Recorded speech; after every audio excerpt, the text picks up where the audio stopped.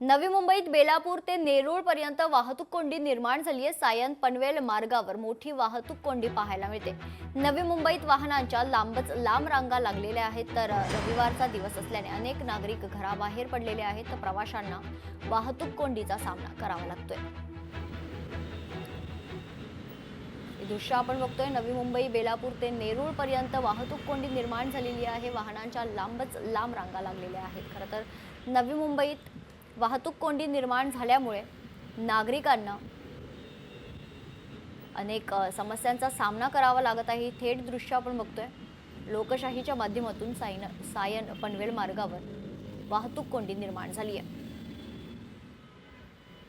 या संदर्भात अधिक माहिती जाणून घेऊयात। आमच्या प्रतिनिधी आकांक्षा देशमुख आपल्यासोबत जोडले गेलेले आहेत। आकांक्षा, हे दृश्य आपण लोकशाहीच्या प्रेक्षकांना दाखवतोय। लांबच लांब रांगा वाहनांच्या पाहायला मिळतात। नवी मुंबईत वाहतूक कोंडी निर्माण झाली। आकांक्षा, नक्कीच हे जे दृश्य आहेत ते सायन पनवेल महामार्गावर आहे आणि आज रविवार असल्यामुळे अनेक लोक आहेत जे सुट्टीनिमित्त बाहेर पडतात, मात्र त्यांना वाहतूक कोंडीचा फटका पाहायला मिळत आहे।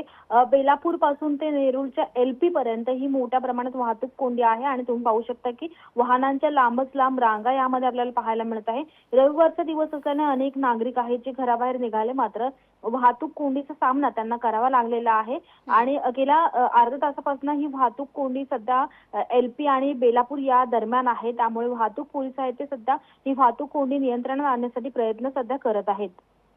निश्चित धन्यवाद आकांक्षा, आपण दिलेल्या सविस्तर माहितीसाठी। तर नवी मुंबई बेलापूर ते नेरूळ पर्यंत वाहतूक कोंडी निर्माण झाली आहे, त्याच्यामुळे नागरिकांना अनेक समस्यांचा सामना करावा लागतोय।